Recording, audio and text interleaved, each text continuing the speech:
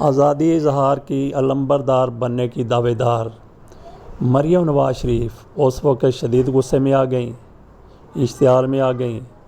जब press conference से ख़िताब कर रही थी तो उन्होंने कहा कि ARY का माइक यहाँ से उठा दिया जाए।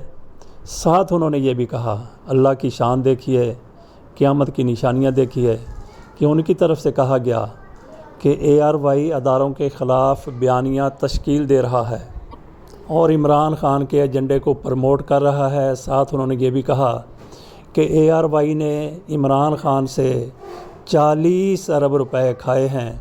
ये वही फिगर है जो इमरान ख़ान इल्ज़ाम लगाते हैं कि हमज़ा शहबाज और शहबाज शरीफ इन दोनों ने 40 अरब रुपए की करप्शन की है, जिनके केसेस नैब में हैं और FIA में हैं।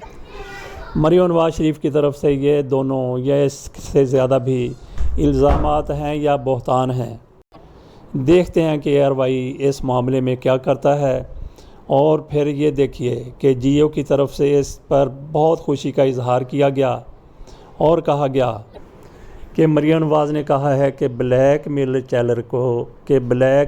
चैनल को कवरेज की इजाज़त नहीं है।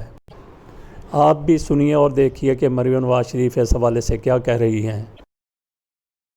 मैं उसका माइक यहाँ नहीं, ये उठा लें प्लीज़, थैंक यू।